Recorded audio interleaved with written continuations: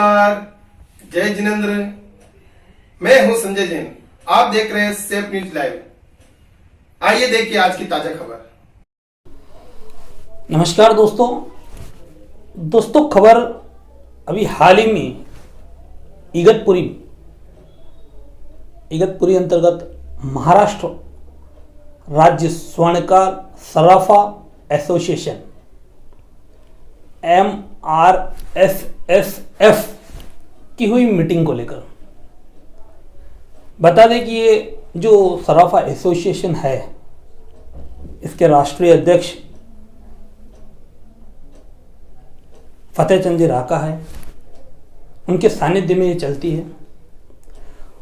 और मीरा भाईंदर से लेकर विरार तक जो इनके मातहत दूसरी सराफा एसोसिएशन है, उन सब पर नियंत्रण रखते हुए उन सब का चार्ज उपाध्यक्ष भंवरजी मेहता जो देखते हैं, उनके सानिध्य में है। तो इन्होंने एक कार्यक्रम रखा था, इगतपुरी में अपनी टीम का विस्तार किया, साथ ही अपनी इन जो मातहत की जो संस्थाएं हैं उनमें पदाधिकारियों को पद वितरित करते हुए नई जिम्मेदारियां दी।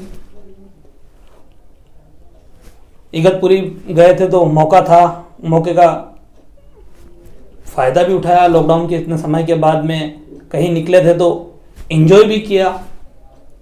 और ये मीटिंग 2 दिन का कार्यक्रम ये वहां पे संपन्न हुआ। वहां हमारे सहयोगी संजय जैन, जो कि खुद MRSSF के मीडिया प्रभारी है, भी हाजिर थे। उन्होंने इस पूरे इवेंट को कवर करते हुए सब महानुभावों की राय ली। आगे वीडियो में आप देखिए क्या कुछ विचार है इन महानुभावों के और क्या कुछ ये कार्यक्रम संपन्न हुआ। बने रहिए हमारे साथ। सह उपाध्यक्ष के तौर पे राकेश जी डुगरवाल, इनको यहाँ पर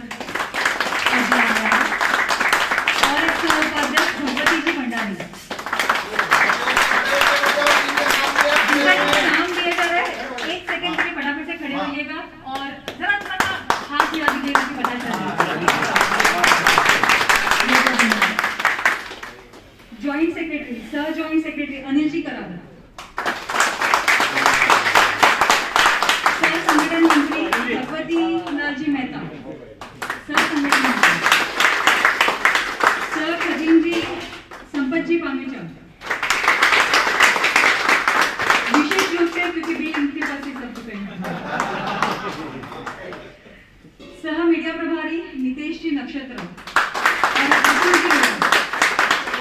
अतुल जी लोढ़ा, हमारे नायगांव शहर के सह उपाध्यक्ष भरत जी जैन, सह ज्वाइंट सेक्रेटरी रवि जी धारीवाल, सह संगठन मंत्री प्रमोद जी वाली, सह खजीन जी रतन जी वासा और मीडिया प्रभारी दिनेश जी लोढ़ा। इसके बाद नाला सोपारा के सह उपाध्यक्ष रमेश जी सालुके और चेतन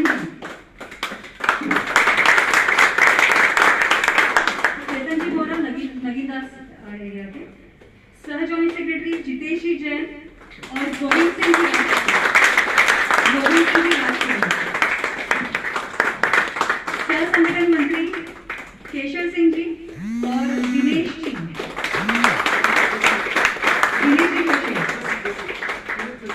जोशी, सह खजीनदार जी शांतिलाल जी ओसवाल नगरी से और भगत सिंह संतोष लाल नगरी से,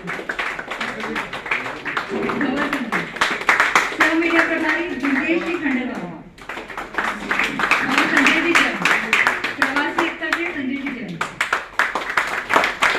अभी भी वो पूरा कार्यक्रम शूट कर रहे थे। प्रोफेसर तो बिजनेस है। उपाध्यक्ष कहते हो तो भी चलेगा, क्योंकि उपाध्यक्ष तो महाराष्ट्र का यही है।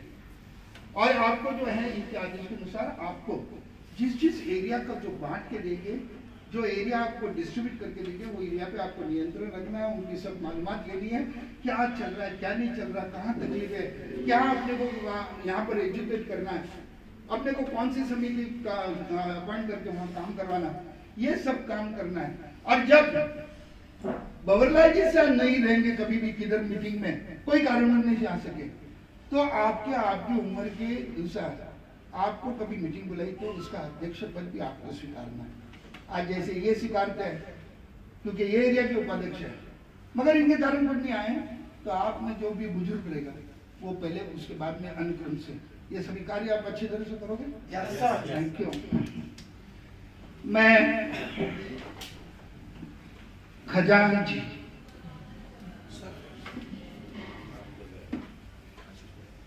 क्या काम है खजांची का?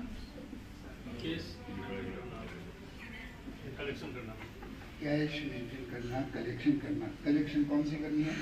एसोसिएशन के खजांची है। आपको सबसे बड़ा महत्व काम है, आपको ये जो आपकी ये जो एरिया जो है मीरा भाईंदर विराट तक का, उसमें जो इन्होंने संगठन बनाया उसमें खजांची का काम करना है। इंडिविजुअल एसोसिएशन के अध्यक्ष, सेक्रेटरी, उनके खजांची अलग है, उनके ऊपर आपको डोमिनेशन नहीं करना है, उनके स्वतंत्र पे कोई भी गदा नहीं लानी है। आपको अगर कोई कार्य जैसे आज सरकार लेवल पे कोई या कानून के विरुद्ध में लड़ने के लिए, अगर कोई मोर्चा निकालने के लिए, अगर कोई बड़ी कॉन्फ्रेंस मेलावा लेने के लिए अगर जो कार्य करना, उसके लिए जो खर्चा आने वाला है, उसके लिए जो भी रकम जमा होगी उसका हिसाब रखना, ऑडिट करवा के लेना, उसका जो आपके जितने भी ये जो आज चुने गए हैं उनके। सर आज ये क्या प्रोग्राम था और उसके बारे में आप क्या कहना चाहेंगे? मेरा भाईंदर से लगा के विराट तक जितनी शराब सुवर्णकार की एसोसिएशन है उनकी आज मीटिंग थी। ये मीटिंग में इन्होंने एक मीटिंग कम पिकनिक भी रखी है 2 दिन की, यानी बिजनेस से। और ये मीटिंग में आज जो विषय जो सामने जो आए कि एक जो चोरी के झूठे मामले आ रहे हैं उसके बारे में जो भी आज तक घटना घटी है और कैसे करना है, और यहाँ की जो भंवरलाल जी मेहता और दूसरे सभी के नेतृत्व में जो आज झूठी रिकवरी को कैसे वापस भेजा जा रहा है इसके बारे में चर्चा हुई। उसके साथ साथ में हॉलमार्किंग के बारे में जो रीट दाखिल है उसकी पूरी जानकारी दी गई है और उसके जो मेन मुद्दे हैं उसके बारे में भी जानकारी दी गई है। तीसरा TCS और 1 लाख की जो खरीदी करेगी कस्टमर की उसके बारे में दी गई। जो कानून बदलते जा रहा है और इसी वजह से अपने को भी अपने बिजनेस के इसमें अपने को विचार करना है, उसमें से अलग अलग मार्ग निकालना है। और एक हमारा एक ही कहना है कि हम टैक्स भरते हैं, MSME वाले के 5 का कारागिर हो कि 10 कारागिर हो उसको अनुदान मिलता है, लो इंटरेस्ट में ये मिलता है, कर्जा मिलता है। अगर वो बैंकरप्ट में भी जाए तो उसके कर्जे माफ़ होते हैं या उसको फाइनेंशियल मदद होती है। यहाँ हमारे जो अनऑर्गेनाइज सेक्टर के जो व्यापारी हैं उनके पास 1 से लगा के 1000, 2,000 तक कामगार वर्ग है, वो भी इनकम टैक्स भरते हैं, वो भी पूरे सभी प्रकार के सभी इनकम टैक्स की GST की पूर्तता करते हैं, मगर उनको कोई अनुदान नहीं मिलता। ये जो गवर्नमेंट की जो पॉलिसी है वो बहुत गलत है। इसके बारे में अभी आगे सभी ने विचार करके एक यूनिटी बनाना है और एक प्लेटफॉर्म तैयार करके गवर्नमेंट को एक पूरा प्रेजेंटेशन देना है कि उनको अगर तुम दे रहे हो तो हम भी आज सरकार के महसूल में हम बड़े GDP ग्रोथ में बहुत बड़े भागीदार हैं, तो हमें भी मिलना चाहिए, नहीं तो उनकी भी बंद करो और हमें भी ये करो, दोनों को एक समान कानून से देखो। सर अभी नई मीटिंग हुई, नए पदाधिकारी को शपथ विधि हुआ, उनके बारे में भविष्य के लिए क्या? उनको जो उनकी जो पद है उनके बारे में उनको जानकारी दी है कि कैसे करना है, क्या करना है। खजांची सेक्रेटरी उपाध्यक्ष है या मंत्री है कि कैसे तरह से संगठन चलाना है, और उनके पास से प्रतिज्ञा ली है कि भाई जो मैं भी करूँगा जी ये संगठन का नाम, उसकी प्रतिष्ठा बढ़ाने के लिए, संगठन का नाम बढ़ाने के लिए तन मन धन से करूँगा। इस प्रकार की उनको शिक्षा दी गई है और मुझे आत्मविश्वास है ये जो आज जो यंग जनरेशन यहाँ पर आई हुई थी ये 100% बहुत अच्छी तरह से ये विभाग में नेतृत्व करेंगे, सबको मार्गदर्शन करेंगे, और जो एसोसिएशन में नहीं जुड़े हैं उनको भी कन्विंस करके एसोसिएशन में जुड़ के ये एक यूनिटी करके एक बहुत बड़ी ताकत बनाएंगे इसमें उनके खातिर। सर एक और सवाल, अभी कोरोना काल गया, 6 महीना हुआ, उसमें ज्वेलर्सों की बहुत हालत ख़राब हुई, अगर MRSF उनके लिए कुछ करेगा? सर एक ध्यान में रखिए, कोरोना काल में सिर्फ MRSF की नहीं, पूरे सब प्रकार के व्यवसाय की, छोटे व्यापारियों की प्रॉब्लम हुई है। मगर हम सकारात्मक दृष्टि देखने वाले हैं। आर्थिक मदद से कोई फ़ायदा नहीं होता, छोटी आर्थिक मदद से कोई नहीं होने वाला, क्योंकि ये आर्थिक मदद से और कर्जा बढ़ाने में तो कोई मतलब नहीं है, और MRSF का ही फंड नहीं है, तो ये सबके पास से फंड कलेक्ट करके करती है। हाँ, तो इसलिए हम तो इनको एक ही कहते हैं कि आने वाला जो है उसमें डट के काम करो, बिजनेस करो, सच्चाई से करो और ऊपर आओ। हर एक ध्यान में रखना, ज़िंदगी में अनेकों संकट आते हैं, अनेकों अड़थले आ जाते हैं, अनेकों स्पीड ब्रेकर आ जाते हैं, उसको निकलना, उसको मात करना और उसके आगे जाना, इसको ही सच्चा व्यापारी बोलते हैं। सर एक बात और थी, अभी बीतों दिनों में ये पालगढ़ डिस्ट्रिक्ट में और थाना डिस्ट्रिक्ट में आए दिन खुलेआम चोर घुस जाते हैं और अंदर से पूरा माल ट्रे का लेके भाग जाते हैं, उसके बारे में आप कुछ कहेंगे? सर व्यापारियों को संदेश? सर मैं एक ही संदेश दूंगा कि आप जो शोरूम लेके बैठे हैं, दुकान में एक जन बैठते हैं नहीं, आपके साथ में जो नौकर वर्ग है वो बैठने 2-3 जने चाहिए। दूसरी बात, आपके पास मिर्च की पुड़ी रखनी चाहिए, हकी स्टिक रखनी चाहिए, लकड़ी रखनी चाहिए कि ऐसे कोई अचानक हो जाए तो मिर्च पुड़ी भी आपको आपकी ज़िंदगी बचा सकती है, आपका स्टॉक बचा सकती है। लापरवाही न बरतें, क्योंकि दुकान बड़ी लेके सिर्फ एक बैठते हैं और तुम्हारा 30-30 किलो का स्टॉक रहेगा तो ये कोई भी लूट के चले जाएगा, तुम्हें अकेले कुछ भी नहीं कर सकते। सो इसलिए एक दूसरी बात, जो आपने CCTV बिठाया उसके है ना 1 महीने की रिकॉर्डिंग रखो, और 1 महीने के बाद अपने वो इंजीनियर को बुला के उसकी रिकॉर्डिंग इसमें ले लो, पेन ड्राइव में लो या CD करके रखो और 2 साल तक रखो। कल पुलिस का कोई भी लोचा आ जाए या कोई आपके पास रिकॉर्डिंग के लिए आ जाए तो एटलीस्ट ये होगा, अरे उसको पहचानने की कोशिश हो कर सकते हैं। दूसरी बात ऐसी है कि चोर आजकल सिस्टम बदल दी है, ये अपना CCTV तुम्हारा सब लेके जाते हैं, VCR लेके जाते हैं, DVR जो लेके जाते हैं, तो इसलिए उनको एक ही काम करना है, इसका कनेक्शन कहाँ एक है जो है अलग जगह रखना कि उसके हाथ में ना आए, तो रिकॉर्डिंग होता रहे। तो मगर हम आलसी है ना सबसे ज़्यादा। सर अभी एक मामला हो गया था अपने ही एसोसिएशन में, विरार में, अपना नाला सोपारा में।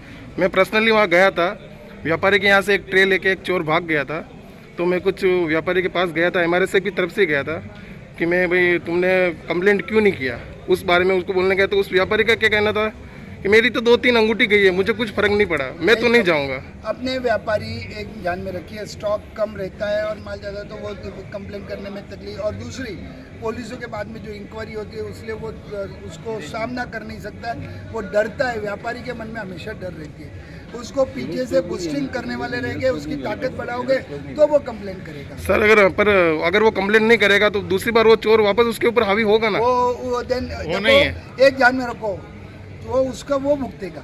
वाई वी शुड वरी, अगर उसको नहीं साथ देना है एसोसिएशन को तो एसोसिएशन क्यों उसके पीछे भागे।